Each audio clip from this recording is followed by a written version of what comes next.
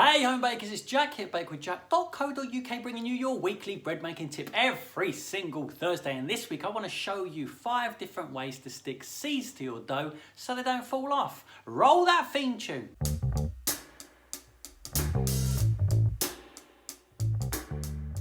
Hello to you and welcome back to the Bake with Jack YouTube channel, where I share with you a little bit of my bread making expertise every single Thursday. If you like the sound of that, then you might like the sound of the Home Bakers Bulletin. And I feel like I don't talk about a Home Bakers Bulletin enough. You probably got no clue what it even is. The Home Bakers Bulletin is a weekly email bulletin that arrives in your inbox every single Thursday with all my content from the week. This video, relevant blog posts, social media highlights you might get some value out of will appear in your inbox in the Home Bakers Bulletin every Thursday. Sign up with the link underneath. Let's get on with it, shall we? You can't just sprinkle seeds on top of your bread dough and expect them to stick. And even if they do stick, after you've baked your bread, they're probably going to fall off again. So this week, here's 5 ways to stick seeds to your dough so that they don't fall off. And the last one, number 5, is one I learned while working part-time in a bakery. And Master Baker Paul, when he showed me for the first time, I was like, huh. As always, if you're interested, I'll leave the specification of the dough in the comments underneath. And without further ado, let's cut to the table. Here we are at the table. I'm going to make these little sort of miniature bloomers, I guess is what it is, about 170 grams of dough. And I've shaped it up, you can see the seam there, exactly like in the video I did last time, how to shape a loaf of bread. Now this one's going to happen on the tray the first time round. I've got a little pot here with water in it and a brush, and all I'm going to do is brush a little bit of water on top of this lovely loaf. Now try not to get so much water. You don't want anything sort of trickling down the sides because the dough will then stick to the tray. You just want a little bit everywhere, like a light coating. If it trickles down the edge, it will stick the dough to the tray and then it won't rise up a nice shape as we'd like it. The nice thing about this is we can just sprinkle over the top here. I'm using sesame seeds with this one, like that. I get a little knife, I give it a few cuts like you saw in the last video. 2, 3, 4 will do, just to make it look nice. It should open up nicely. Loaf number 2, we're going to do almost exactly the same thing. I'm going to pop it there. So this time we've upped the game a little bit and I'm using egg wash here. It's just a beaten egg. Make sure when you beat an egg, you beat it up properly so there's none of that like white snotty bit in it that nobody likes. I'm going to do exactly the same I did with the last one. Make sure you wipe it off really well so none of those drips go down the side.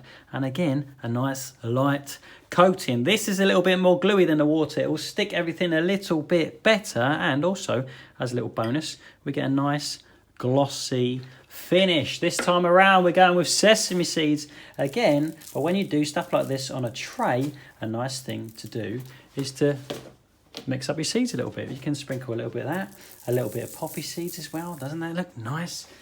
And you can do that when you do it on a tray like this. I'm going to take my knife again. 1, 2, 3, 4. 4 little cuts on the top like that. On to the next one.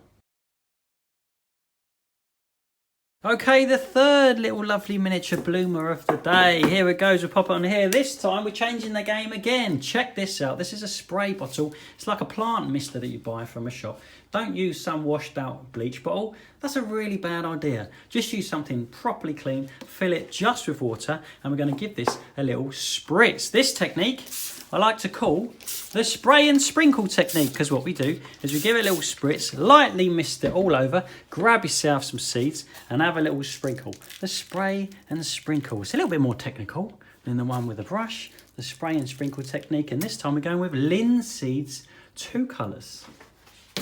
I'd have a little cut with my knife again, 1, 2, 3, 4, like that. That'll do, that'll look nicely.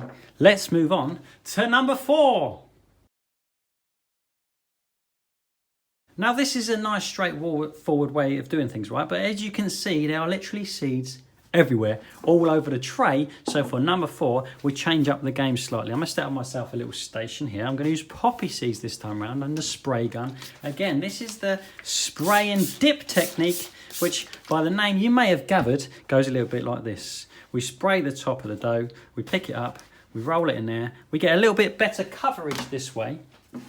And I'm going to pop it here on a tray like this. Actually, let's put it that way around. It's probably a good idea. We get nice coverage here. Do not be alarmed with this coverage, because don't forget, this is going to puff up nicely, and then so those seeds are going to spread further a little bit, if that makes sense, and there won't be so much seeds in such a small space. Using the spray and dip technique over the spray and sprinkle means we get better coverage and we don't get all this wastage going on. It's a much cleaner way to do things.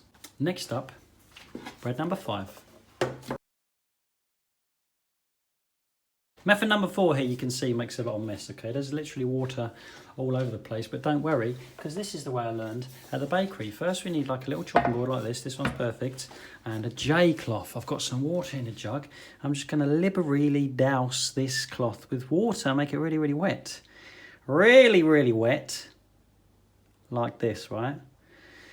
Nice and wet. Now I've got a mixture of seeds here, which is what I often have. I've got loads of stuff left over from class. As you can see on that poppy seed one, there's a few little stray linseeds and bits and bobs. That happens, so what I tend to do is just mix everything up together that I have left over, and this is what I normally use. Give it a little mix up, because quite often those poppy seeds will sink to the bottom because they're small. We've got sesame seeds, poppy seeds, linseeds, sunflower seeds and pumpkin seeds in there, and this is what we do. You shape up your bread like this. Give it a little roll on here like that. Give it a little roll on there like that. Job done. See you later. Pop it onto the tray. This is a really lovely way. It's completely self-contained. There's no waste. There's no nothing. That goes back into the pot for another time.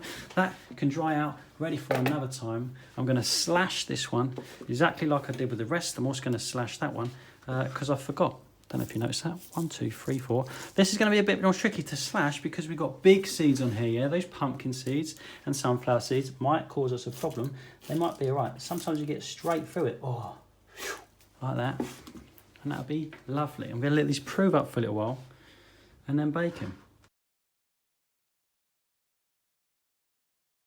And there it is. How about that? 5 different ways to stick seeds to your bread dough for you to have a play with. Don't feel you've got to do exactly what I do. Have a play with your seeds. Mix up the colours. Make rolls all different colours all joined together. That would be really lovely. Have a little play with the techniques and see what works for you. If there's a way that you use that is gold dust, that's a little golden nugget we'd all benefit from that I haven't spoken about it, pop it in the comments box underneath. And don't forget, if you want to receive all of my content from the week in your inbox every single Thursday in a nice, neat package, sign up below for your home baker's bulletin. It's totally free. Thank you so much for stopping by for your weekly bread making tip. I hope you learned something today to help you make amazing bread at home. I look forward to seeing you next week for another weekly bread making tip. See ya.